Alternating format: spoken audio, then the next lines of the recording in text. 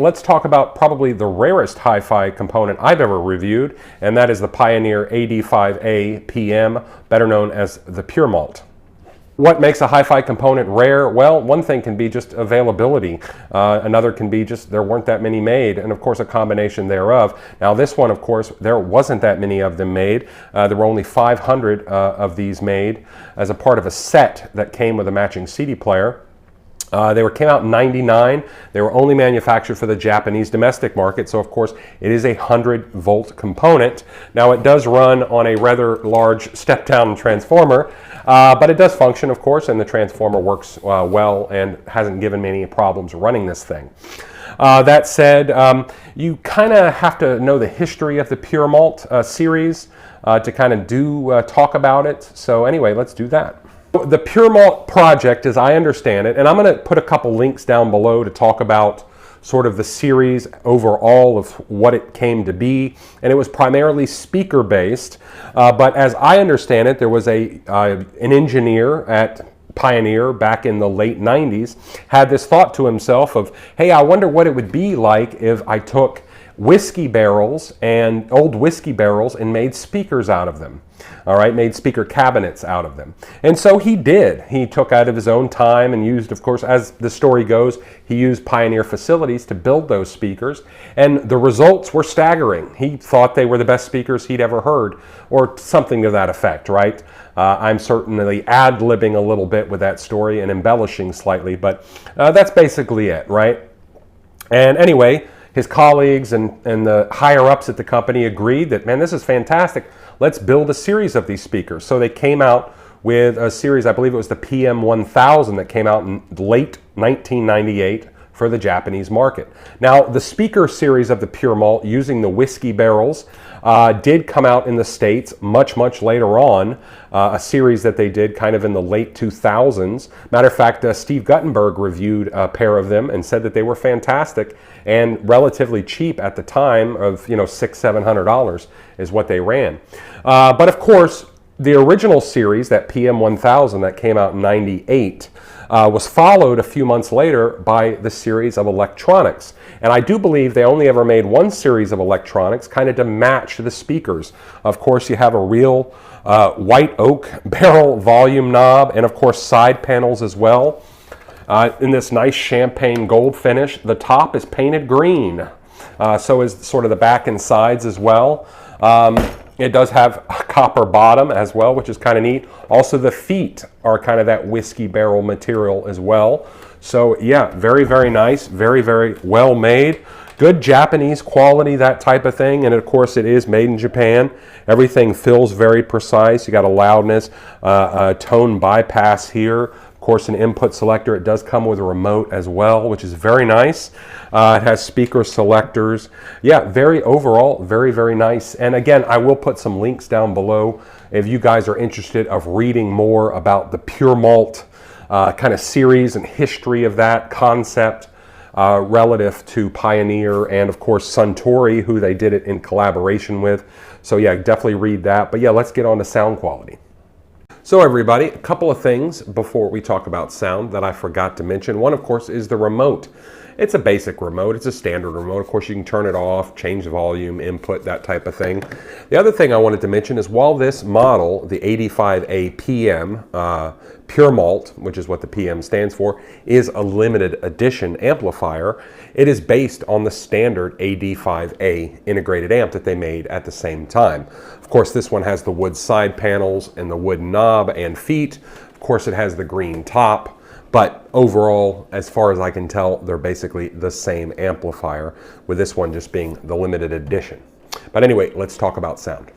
So sound quality is really simple with this, and it's basically a Pioneer. It's a Pioneer integrated amplifier. And I say that without any sort of condemnation in any way. I mean to say that it sounds like every Pioneer I've ever heard, and I mean that as a compliment. Pioneers generally, in my opinion, typically have a warm, smooth, very easy, very forgiving sound quality to them. Generally, that is what I found. Everything from vintage receivers and amps from the 70s all the way to some of their modern AVR style amplifiers. They all have kind of this warm, smooth, easily forgiving sound quality. Now, one nice thing about this, because of course it was more of a premium amplifier, it has great left to right balance. It is a more or less a dual mono setup, kind of sort of, in the sense of left is completely separated from right channel. So that necessitates a great left to right balance and separation. And it sounds really great. Of course, I did pair it with quite a lot of different speakers. I recently did a video showcasing my Sonus Fabers, but also some Wharfdale, some Diamond 9.6s and others as well, and it sounded great with all of them.